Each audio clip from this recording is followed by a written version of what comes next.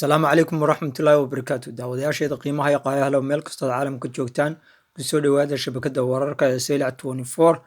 maanta waxaan idiin haynaa faallo gaaban oo aanu ku eegayno fadhigii golaha wasiirada ee maanta oo khamiis ay tahay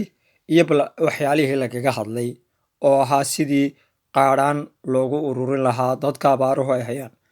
xukuumadduna ay mushaharkeeda wasiirada iyo madaxweynuhuna ay ugu jari lahaayeen laakiin su-aashu waxay tahay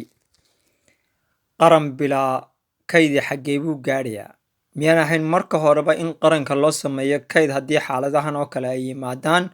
mise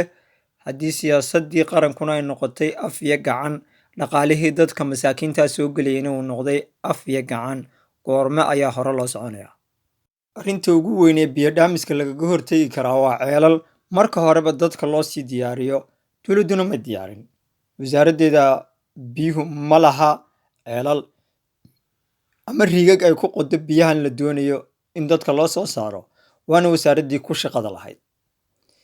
dowladdu lacagta ugu fara badan waxay ku bixisaa masaariif ama mushahar ama qalab lasoo iibsanayo qalabka lasoo iibsanayo maxaa loogu dari waayey wixii abaaruhu ay ku dhacayeen dowladdu way ogeed 4 sannadood ka hor abaartu siday ahayd maalin kasta ma waxay noqonaysaa un ganacsatada iyo dadka in lagu dhex kaco oo masaajidada laga istaago goormu qarankani yeelanayaa siyaasad ay dadku ogaan karaan inay dowlad leeyihiin dowladduna wax u qaban karto koladaan caafimaadkii waxba ka qabanaynin waxbarashadii waxba ka qabanaynin abaaraha iyo waxyaalaha dabiiciga dhacaan xukuumaddii waxba ka bedeli karaynin xukuumaddii lafteedu markaa miyaanay noqonaynun dad shaqo maalmeed haya laakiin shaqo qaran ay ku adagtay siday u qabtaan dadka iminka haraadku uu saameynta ku yeeshay dhibaatada ugu weyne waxa weeye biyi baa ka soo fogaaday oo 300 kilomitir 100 kilomitir meesha ugu dhow ay dadkii u jiraan biyuhu waana sababta keentay in xooluhu ay soo socdaali kari waayaan ay dhaangeli kari waayaan haddaba haddii xukuumaddu ay ku mashquulsan tahay siyaasadda hargeysa iyo sidii laysaga jawaabi lahaa miidiyada maxay ugu mashquuli weyday waxyaalaha qarankan lagaga hortegayo ee khatarta ku ah dowladnimadu maaha dhar dowladnimadu maaha gawaadhi dowladnimadu maaha magac dowladnimadu waa ficil iyo wax dadka loo qabanayo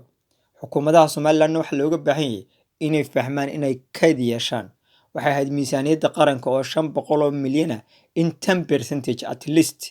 ugu yaraan 10% in laga dhigo kayd qaran waxyaalahan oo kale markay dhacayaan si loola soo baxo dabeetana ay dowladdu noqoto cidda koowaad ee iyadu ka hortegaysa ama dadkii wax la gaadhaysa hay'adaha caalamiga baa loo yeelay xukuumaddana waxay siiyeen ama ay yidhaahdeen waxaanu siinaynaa 300,000 hal ganacsade oo keliya ayaa $500,000 bixiyey reer Somaliland dadkuna sidaasay wax ula qabanayaan laakiin waa haddii xukuumaddu ay iyadu dhaafto ama iska bixiso muraayadaha hebel arkaya Somaliland waxay u baahan tahay siyaasad ka duwan siyaasaddan maalin la noosha ah ee dadka uun shir jirayd loo qabanayo loo sheegayo dadkuna ay yihiin arday galaas loo soo galay oo dabeetana dhageysanayso waxaa loo baahan yahay siyaasad ka duwan siyaasaddan hebeladu 30 sannadood Somaliland isku dul haystaan abaartii hore looga tanba la arkaya mid damba soo socota maxaa qorshe u yaala wasaaraddii biyuhu haddaanay lahayn riigag ay iyadu biyo ku qodo maxay ku falaysaa gawaarida quruxda badan leh waxaa jira wasiirka biyuhu inuu gobolladoo dhan tegay meelo fara badan oo Somaliland soo arkay qaran bilaa kayd kuma sii socon karo qaadhaan bixin iyo yaboohin waxaa loo baahan yahay in la bedelo siyaasadda ah yaa waxna siinaya oo aan u bedelno maxaan qabsan karaynaa waa aniga cabsaaq axmed jaamac oo kaga tegaya assalaamu calaykum waraxmatullaahi wabarakaatu tan iyo kulankeena dambe sidaa iyo nabadgelyo